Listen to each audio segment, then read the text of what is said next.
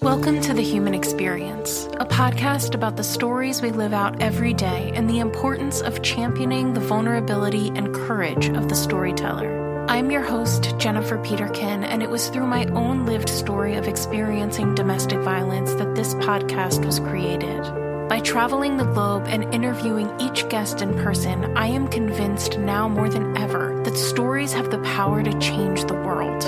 You can join our community of storytellers by subscribing, leaving a rating and review, signing up for my newsletter, following me on Instagram, and more. Thank you for being here. In a world full of noise, to listen with intention is an act of resistance. A little over 2 years ago, The Human Experience went live. It was a terrifying moment, hitting that publish button. All of a sudden, a very real piece of my heart was up for public consumption. But it happened, and the past couple of years have been some of the most rewarding and at times exhausting of my life. It has given me a newfound appreciation for the creativity of human beings. Though we may not all create in the same way, it is something that we are made to do, and when we pursue that instinct, there is an authentic beauty that is born. But it's hard-won as well. Creating is difficult. It takes grit and dedication and can quickly become something that you no longer enjoy. When I decided I wanted to start this podcast, I spent more than a year just thinking about it. Then I spent another 2 years figuring out how to make it work. The preparation could have honestly gone on forever. It was a space that was safe. But eventually, I had to kick this project out of the nest and see if it could fly. Looking back, I'm glad that I spent so much time preparing. When I released my first episodes, I was able to release 3 right away, but I had more than a dozen already recorded. That preparation also allowed me to establish my ethos behind what I was creating. And while that has grown and changed as I have over the past 2 years, the core has ultimately stayed the same. The Human Experience was an amalgamation of the best and worst things in my life. I have always loved stories. I'm convinced they are essential to our survival. Story has, does, and will continue to come in many forms. It is a universal human language. It is through story that we connect with one another, that we find compassion and empathy and understanding. It is through story that we are moved to tears and laughter and anger. Our voices are important, and in a world with so much noise, where content is commoditized, it's difficult to feel like that's true. My hope is, and always has been, that the human experience is a community where people can share the vulnerable parts of themselves, where they are free to tell their story using their voice, and where people can listen without judgment and maybe find understanding and compassion towards someone or something that they hadn't had access to before.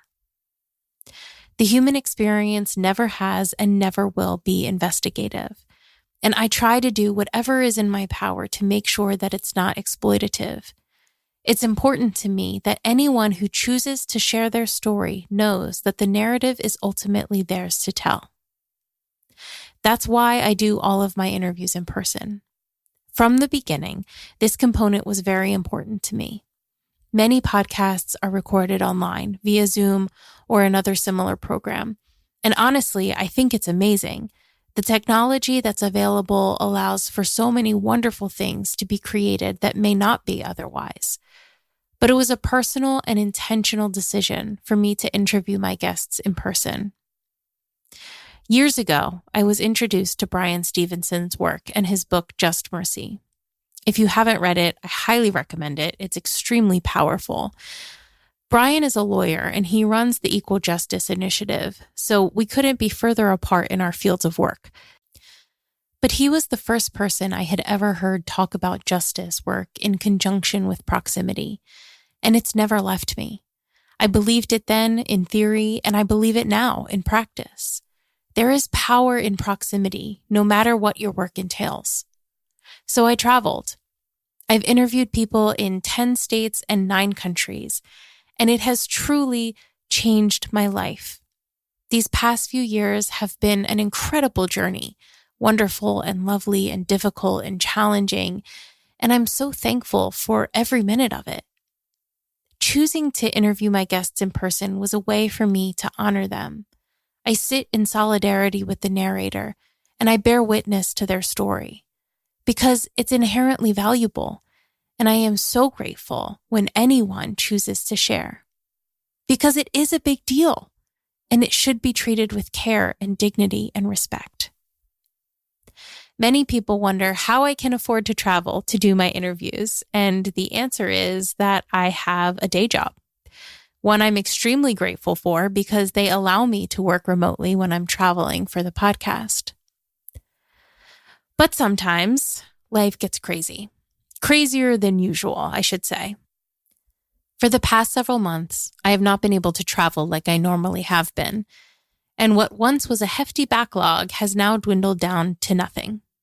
So I was faced with a decision.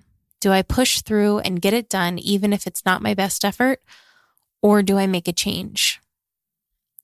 A friend of mine once used the phrase, to hold something loosely, and it's something that comes to mind often.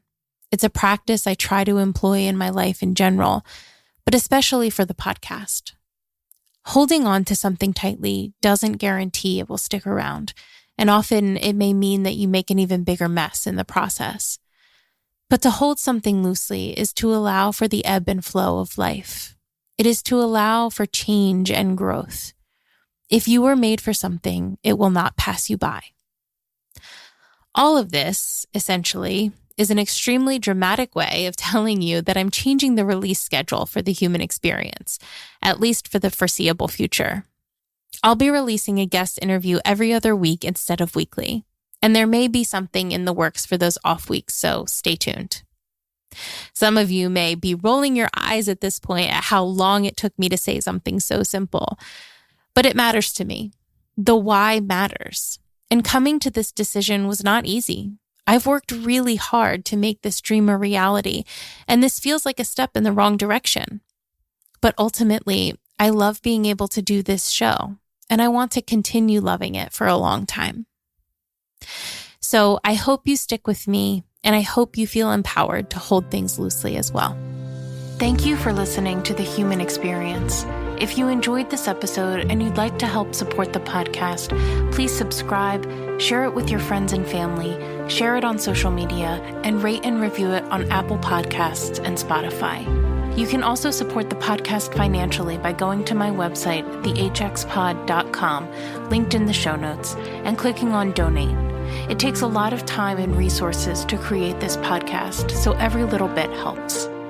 Everyone has a story, and I'd love to hear yours. So be sure to check out the show notes for more information about how to stay in touch. Do good and love well.